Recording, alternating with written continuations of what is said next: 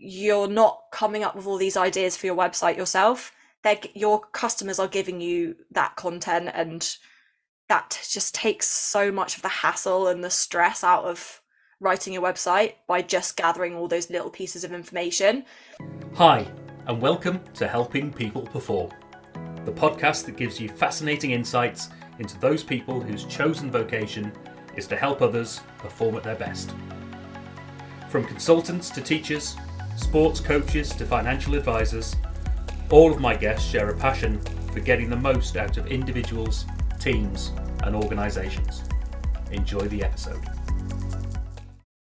Hi everybody, and welcome to another episode of Helping People Perform. I'm delighted to be joined in the studio today. We have founder, website messaging strategist, and conversion copywriter at Alice Writes Copy. Welcome to the show today, Alice Brown. Thank you so much for having me, Paul. Oh, I'm really looking forward to this because you cover off so many topics that I'm interested in. I've probably dabbled in myself as I've gone into the world of being self-employed and starting to put some copy and some websites together. And I think I've probably just butchered it absolutely. But I'd love to hear more about what you're doing in that space. But maybe let's start off a little bit with sort of who you are, what's your background, how did you get to where you are today? Yeah, so I'm predominantly a conversion copywriter, and basically what that means is writing things that move people to act, move them to trust, but essentially it's an action we want people to be taking, and that might be to download something, buy something, book something. It might even be to click onto another page, but ultimately what we're doing is we're trying to inspire people to take action. And I've been doing this full time for about 5 years. Okay.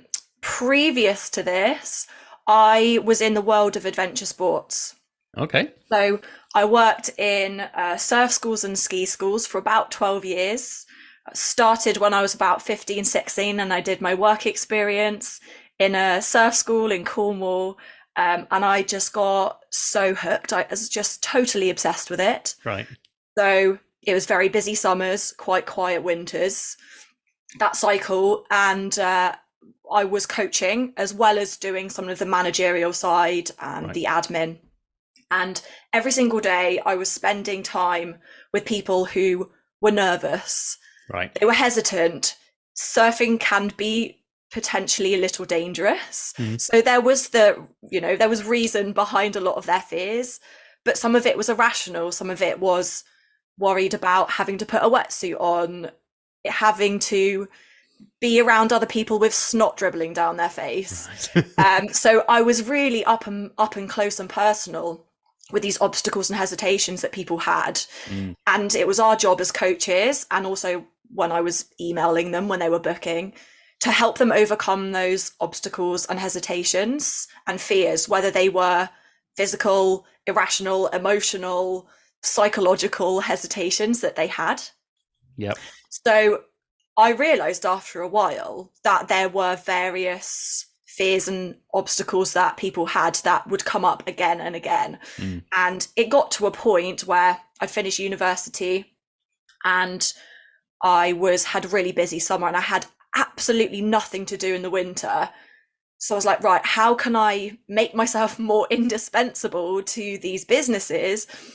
So I was like, right, okay, I'll start writing blogs, and I think I read like 90% of the blog posts that Neil Patel has written, who, if you don't know him, he's kind of a god in the SEO world. Okay. And I started to realize, now I started to pick up this sort of vocabulary of marketing, that a lot of it was about encouraging people to overcome obstacles and hesitations. Right. And it didn't just apply to people who were doing a physical activity, where there was physical dangerous risk. There was as much risk in someone potentially trusting a coach, like a business coach, right. Or should I trust this trainer brand? Are they going to give me everything that I need? And I have these hesitations about investing in them and trusting in them.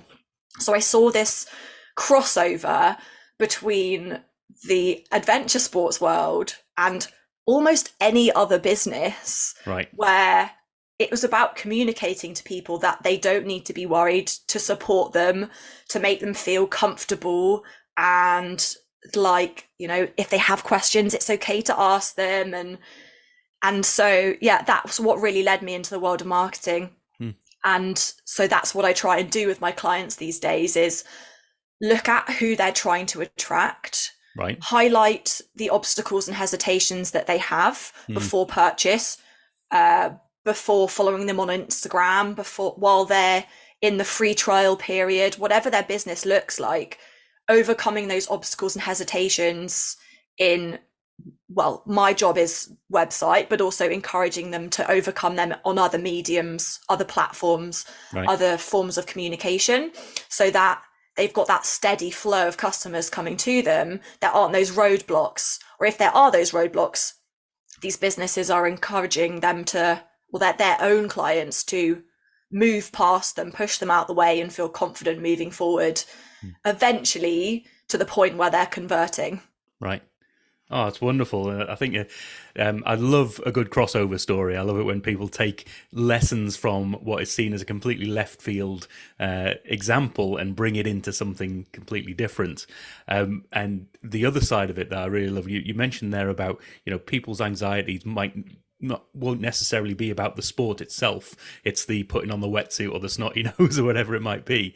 And I think that the experience I've had anyway, on reflection, it's just in this conversation here rather than anything else, is when I've identified those things and I've been open and honest about them to people. Like, I go back to when I was a production manager in a sausage factory, and I would employ new people, and we used to just interview people, and it was more about the job. You know, can you do the job?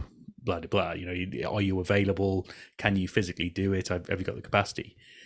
And it wasn't until I started having these conversations about, you are aware that it's a cold, kind of smelly, wet environment that you're going to have to be working in. Are you okay with that? And this is how you're going to have to wear some more jumpers, and you're going to have to, I would double sock if I were you. These little things that got people over the things that actually matter, that keep, you know, you can get people through the door, but not necessarily staying in the door. That was the problem we were having there. And I think what you hit on there was really reflective to me in terms of the things that are stopping people from buying your product, clicking the next page, doing the next thing, taking the next action, aren't necessarily to do with your product or your service. It's their anxieties, their hesitations. What are some other sort of common ones that you see in the world of websites, for instance? Well, obviously, on a website, you're close to that moment of highest tension where someone's mouse is hovering over the book now or buy now button. Yeah. So to take it into like really granular terms, there's always those anxieties about, well, what happens next? Or what is required of me for this to be a successful relationship, if it's coaching or a program or a workshop, for example. There's, yeah, a lot of the time it's like, what's required of me and what are you going to do to help me? Also, how much of your time is available to me? If we're talking in the world of, you know, B2Bs. Yeah. And workshops, service providers, a lot of those anxieties that come up are personal hesitations. So that could also be, you know, a mindset issue. It could be like, well, I don't believe the thing that you're trying to teach me because I've heard X, Y, and Z from someone else and I already trust them. So why should I totally change my mindset to listen to you? And it's really about listening to those, you know, inquiry emails that you get through, or comments on LinkedIn posts or Instagram posts that you have, and not just dismissing them as like, oh, like they're an idiot, like I have to explain myself for the 10th time. Well, if you're explaining yourself for the 10th time, probably means on your website you haven't answered that question very well. So rather than seeing it as a negative, use it as a positive. I have a note stock on my desktop that anytime I get an inquiry from someone, I'll write it down.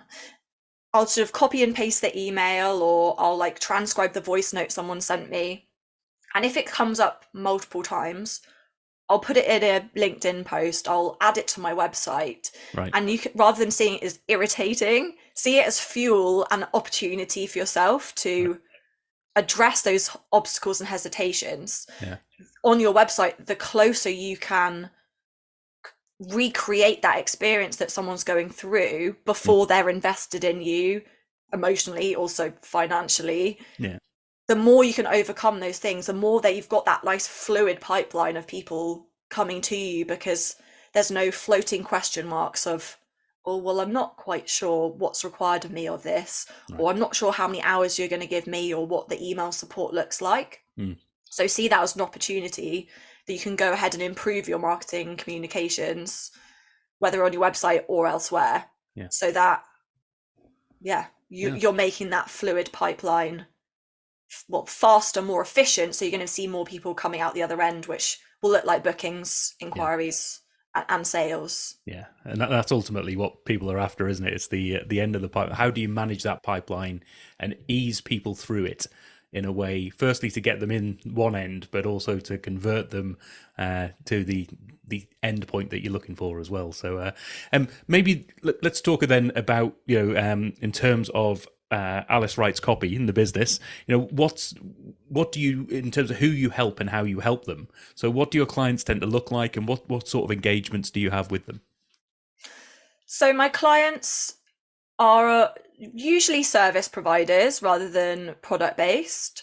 I'm currently working a lot in the outdoors well-being sports spaces. Right.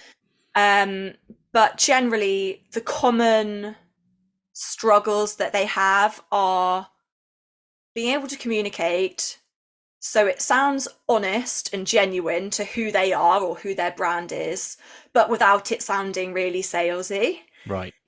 And I know it can sound, when you start to write with the end view, with your mindset on the fact that you might get a sale on the end of this, when people start typing, it just sounds like gimmicky, like a sort of 90s game show style voice. Yeah. And it's just what you naturally go into, because that's how we're conditioned to understand sales to an extent. So yeah, often it's sort of the voice that they're using, the things that they need to say in order to get people over the line, or even get them in the door, get them onto your website in the first place, let alone get them to stick around. So what we usually do is we look at, as I said before, like that experience for your customer. Right. And what we'll do is we'll map the decision-making process of an ideal customer. And it might get a bit more complex with multiple customers, but if we're just focusing on one, where are they now? What are they struggling with? What are their alternative solutions? Have they tried them before? What worked? What didn't? What's the tipping point where they've decided, like, flipping heck, I can't do this anymore, I need another solution? What does that look like? And trying to understand that from the customer in like the most visceral, emotive terms as possible, so that when they're communicating it to you, you have this image in your head of what that looks like, what it feels like, the frustrations that they're going through. And then now your ideal customers started to consider you as a solution, then you need to start to think, okay, well, I need to introduce my product. What obstacles and hesitations are they going to have around the deliverables, about the time scale, about what's required of them, how long it's going to take to get the thing that I'm paying for. Right.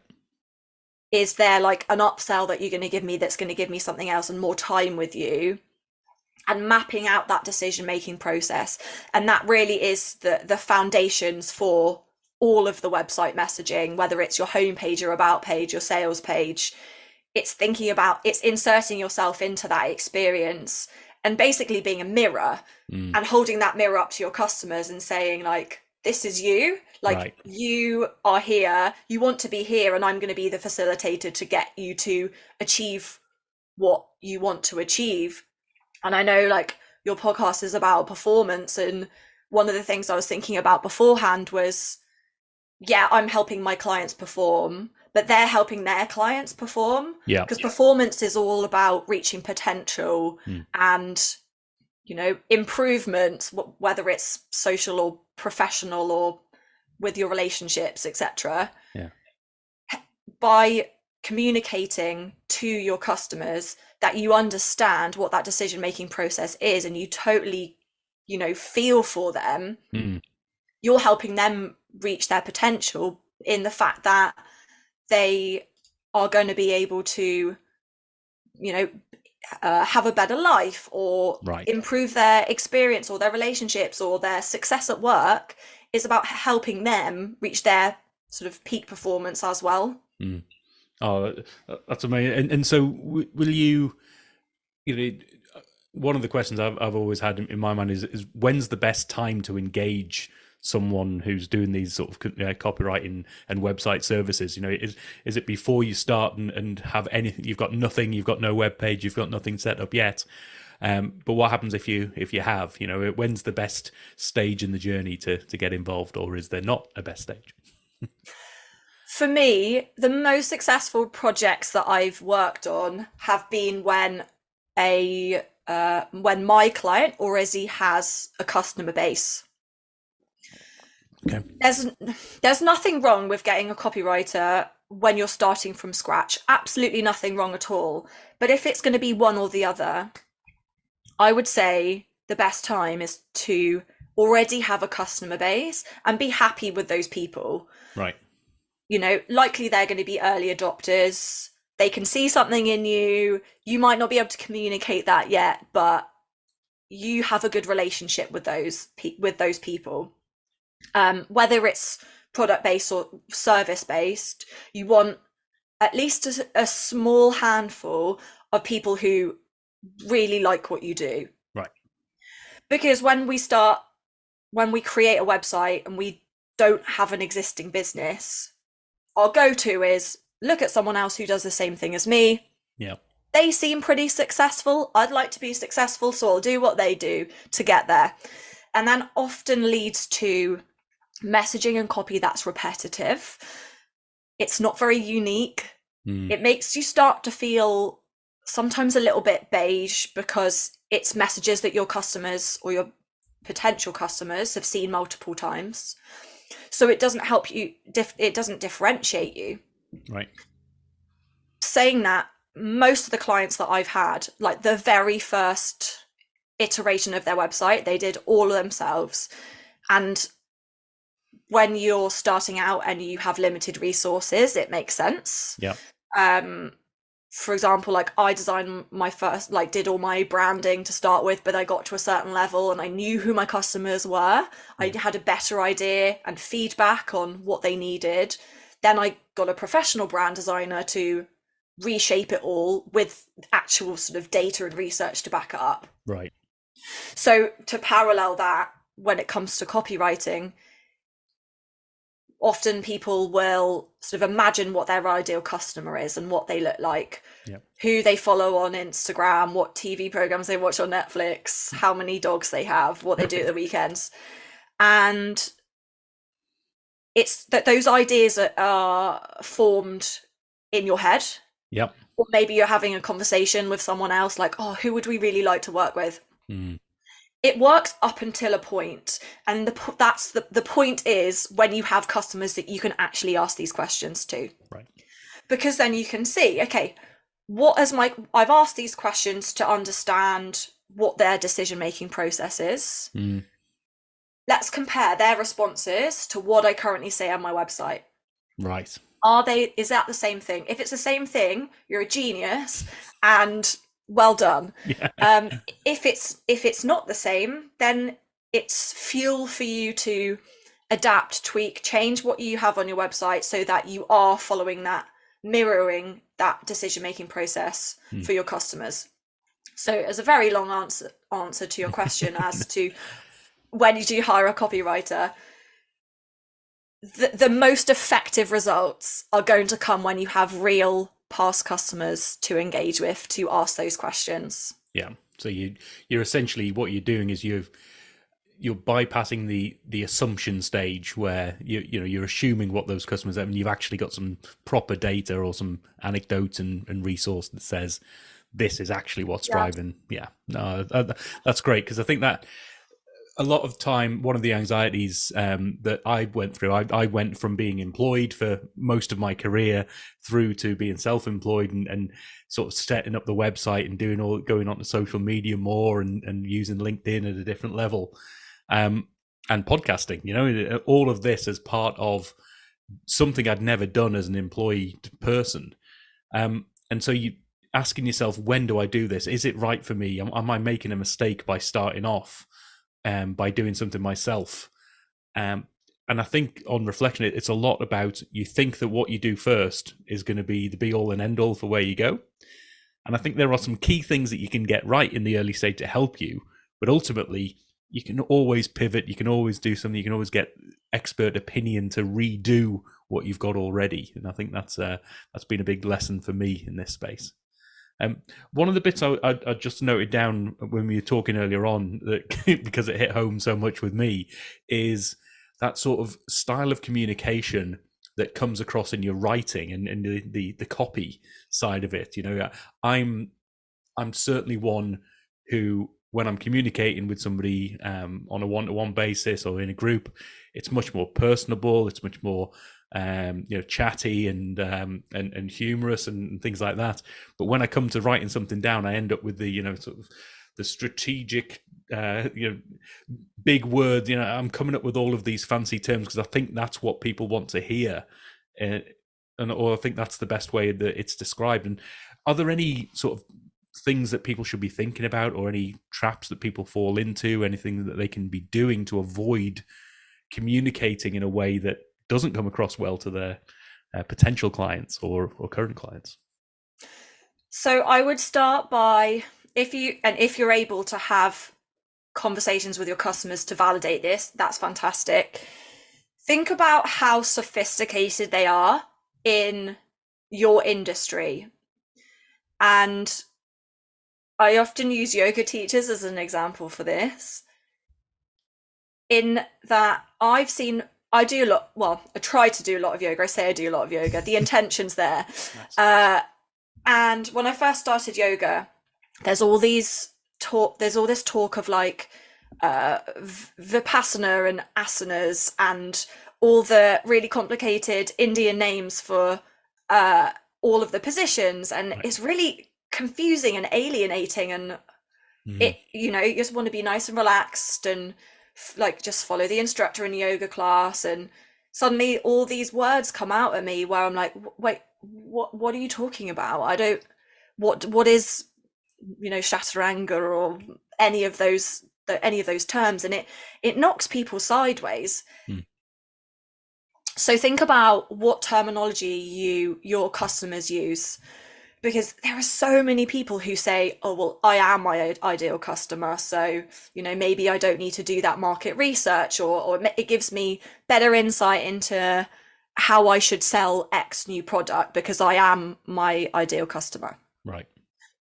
It's more often than not, you're not your ideal customer because you created the business and the people who are buying from you didn't. So right. you have such an in-depth, sophisticated understanding of what your product or service is. So the language and terminology that you use to describe it will be totally different from how your actual clients and customers describe it. Right. So if you can have conversations with your customers and clients, like record the conversation, transcribe it.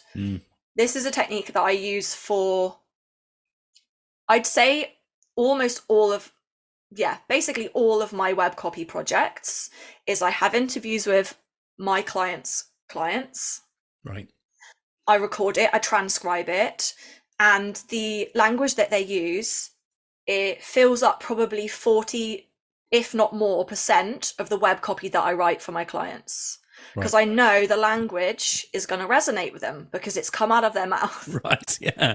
And there's no way of them knowing, like, that you've copied and pasted it. You can tell them in the interview that that might happen, but it's going to be anonymous. No one else is going to know. But it puts you on a perfect level playing field, sort of matching your way of speaking to how your customers understand your products and services, which often takes the sort of salesiness out of it. The other thing you can do is not just record what your customers are saying, but Paul, you literally just said, I'm way better in conversation with people. You can be really chatty and informal and have a rapport with the people on the end of Zoom or even in person. But when you start to put fingers on keyboard, like, all of that goes out the window. Yeah. So record a few of your sales calls, describe the deliverables, repeat back to them what you understand their problems to be and their desires to be, transcribe it and put it on your website. Right. It's really as simple as that. I say it's really simple, but well, that's the thing, isn't it? It's simple when that's your area of expertise and you're used to it. I think there's a couple of things I wrote down here. One is about the terminology that you're using and using the language of your audience or your potential audience. And one of the things that came to mind was, if you're in an interview, one of the things you do, if somebody asks you about something, you repeat that back and make sure you use the same words in application for a job and things like that. You always say it's and ultimately what it is, it's taking off some cognitive load or some of that hesitation to go, do they even understand me in terms of what I'm asking in the first place? Before they even give me the answer, do they understand the question? Do they understand the context of the question? It's like, well, you've asked about my skills in managing people. My skills in managing people are and ultimately what you're doing is you're reducing that cognitive load from people so that they can focus on the content, not on the, is this somebody who gets me side of it. So yeah, that really hits home for me in terms of, making sure that is language that and copy and conversation that is going to make your audience feel comfortable and address, again, going back to what you said at the start, address those potential hesitations that they've got. So, that's wonderful. And so, when it comes to engaging with you and writing that copy, does it tend to be sort of one-off pieces, a rejig of a website? Who would be coming to you with what sort of projects? Is it a single, an ongoing client relationship, or is it more of a project-based approach that you tend to do? It's usually project-based. So I've written like single landing pages or sales pages for clients, but then also I've done like an entire website and multiple product descriptions, and then they also run events, and just making sure there's that sort of consistency and coherence, one with the voice and the messaging through it, but you're also thinking about that fluid journey of people from the first impression when they land on the homepage, or even a blog post that they found through Google or a referral, and making sure there's that nice journey from that first impression to whatever your end goal is. And sometimes it's a sale, sometimes it's just growing an email list. Right. But yeah, it's usually project based. Start off with that research and discovery phase where we understand what the decision making process is. Yeah. We look at what the goals are, and then we look at how to facilitate that journey for people and make sure that each page, each step, each banner section on a page is following that decision-making process. So we're removing all of those barriers and hesitations for people, and yeah, mirroring that experience, like we said before. Oh, brilliant stuff. And so one of the things I love to ask my guests is around, because it's all about performance and helping people perform. And so much energy is put into what you do to help others perform at their best. What gets you performing at your best? What do you do? Who do you speak to? What are the things that get you at the top of your game? I was very resistant to it at first, because I work from home. I have my dog for company and his farts, but that's about it. And I was very resistant to it at first because some people might say I'm quite a stubborn person, but finding other copywriters to chat with and peers who are either in copywriting or marketing, and just having a platform to talk about common struggles and challenges and support each other for finding new solutions. Right. That has been invaluable, and I feel so stupid for not throwing myself into it sooner in my entrepreneurial journey. Right. I found this network that's people all over the world, so you see so many different opportunities to collaborate, Right. and learn what inspires them, that then they can pass that on to you. So yeah, there's a company called Copy Hackers that I absolutely adore, and they are really at the forefront of testing conversion copywriting, A/B testing, seeing what works, seeing what doesn't. They basically invented the term conversion copywriting. Right.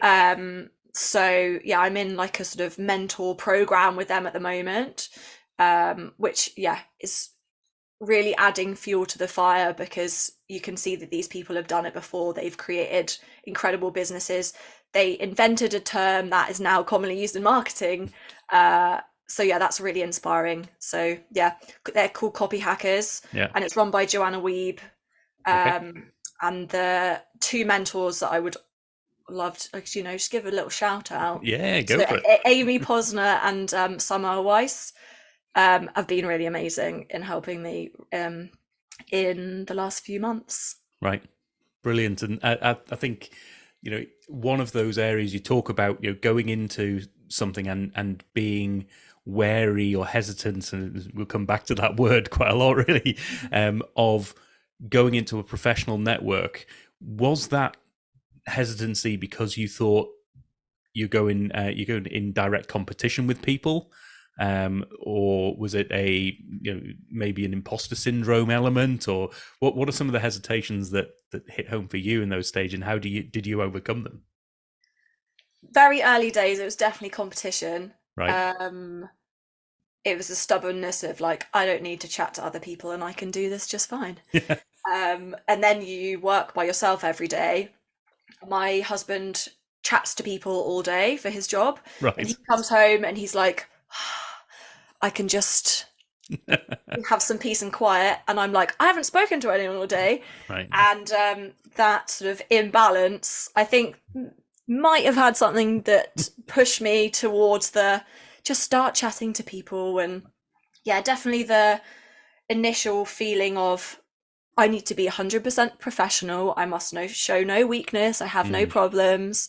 And actually, because this incredible community, we've got like a Slack channel, we have Zoom meetings every week or every fortnight, and people become quite vulnerable in there and share what is like they're really struggling with. Right. And then that just, I guess, gives you permission to be like, actually, I really need help with this marketing piece, or this like messaging for this new landing page I've got, or whatever it is. So yeah, stubbornness to start with. But yeah, it's really nice when everyone else is on that. There might be at different stages of their copywriting journey. Yeah. But we can all support each other in it, and as the podcast says, help each other perform better. Exactly. I mean, it's such the power of the community side, isn't it? Of just giving you energy, giving you time, and giving you the confidence that maybe you're doing the right thing, or the visibility that actually there's some bits I should be doing a bit better, and let's focus on getting those right as well. And if you try to do it all yourself, you'll only ever get to a certain level. And I've seen the power of community as I've got into this space, and I think it's huge underrepresented element of a lot of the groups that you can join. It might seem like a professional thing, but there's personal connections and the sheer energy that it gives you. So that's wonderful. For sure. Yeah, for sure. And in terms of if you had the opportunity to use your skill set and use your experience to help any individual or team or organization, who would you want that to be? Oh, you know what? I'd love to work with Wim Hof. Okay. The Iceman, I'm a big cold water advocate. right? I live in Cornwall and we're like 5 minutes from the beach. So I try and get in for like a cold water swim twice a week. And, here's her own personal story about overcoming lots of things and using the cold to be able to facilitate that. Right. On a personal level, I find that really inspiring. But also on a professional level, he has loads of online courses, which I know exactly how to sell. So that if there was one person that like a dream client, it would be Wim Hof. Yeah. And so, because usually at this stage, I'll ask maybe to flip that question around and say, if you were to be able to spend some time, have a drink, have a meal with somebody so that you could be at your best, who would you want that to be? Is that Wim Hof again, or is is someone else? Could be. Yeah. It could be. There's a woman called Oana Leonte who's the marketing director for Puma, who has a podcast that I absolutely love. It's called Unmatched, and it's about how brands and businesses can be unmatched, about that differentiating factor. Right. And I find her conversations really insightful. So either her or Stephen Bartlett, because he ceases to amaze me with everything that's going on in his head, and I hate that he's younger than me, but I don't. He's incredible, and I just feel like that it would be one of those conversations that you could just carry on for forever with everything that's in that man's head. Yeah, exactly.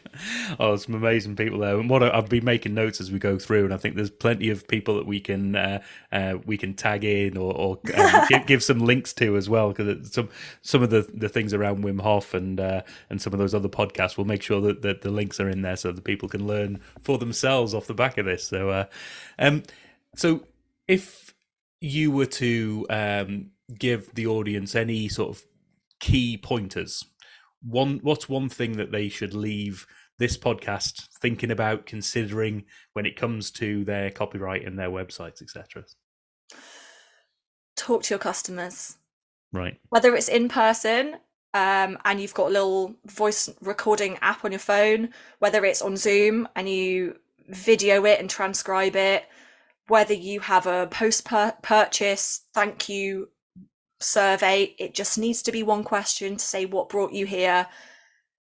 Collect all of that information, and on top of, as we said before, those like inquiry emails, those seemingly annoying messages that you get about tiny details that you think are insignificant, have somewhere where you can collect all of those things and use that as your fuel for your website, and see if you can put them in like a chronological order.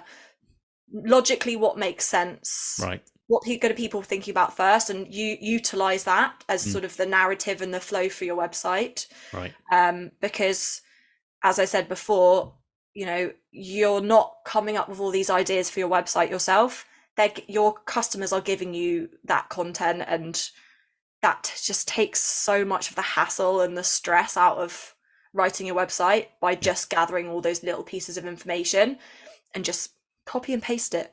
Oh, brilliant stuff. So the advice from the copywriter is the copy and paste. But I think this maybe that's oversimplifying things somewhat, but amazing lessons that we can all learn there about just simply listening to our customers, overcoming and thinking about those hesitations, those stumbling blocks that they are thinking through, and the process of decision making that they're going through, and helping that to inform the structure of your websites and your copy, so that just you're taking that cognitive load off people and giving them the comfort and the confidence. I've been writing down a load of notes here because I've got a load of scribbles, and I've been inspired and to think about what I'm doing, to listen to my customers a lot more, and I hope my audience have been as well. So really enjoyed this conversation, and final question: if people want to find out more, where do they go to connect and find out more about Alice Writes Copy? Yeah, you can find me on LinkedIn. My URL's a bit long-winded, so if you just type in Alice Brown Newkey, you should be able to find me, because that's where I live. I also have a kind of script, if you want to call it that you can use on these calls with customers if you want to get these insights. Okay. So if you just go to my website, which is alicewritescopy.com/HPP, then you can get it there, and it will give you a list of really thoughtful, considered, sort of not leading questions, but enough open-ended questions that you're going to get honest responses from people. That should be sort of the basis for your key website messages if you want to be writing emotionally intelligent copy that hooks your prospective customers in.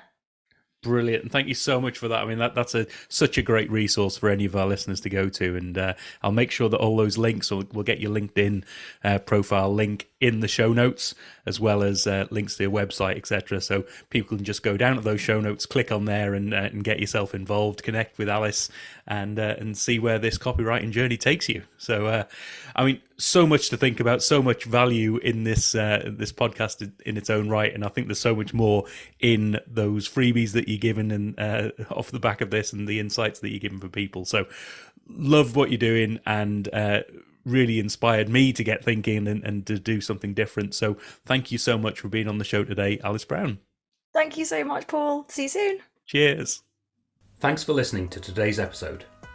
If you liked what you heard, then please give the podcast a rate, review, and share. I'm Paul Teasdale, and from sausage making to banking, oil and gas to Formula One, I help people perform. If you'd like to find out more and have a conversation, contact me via helpingpeopleperform.com.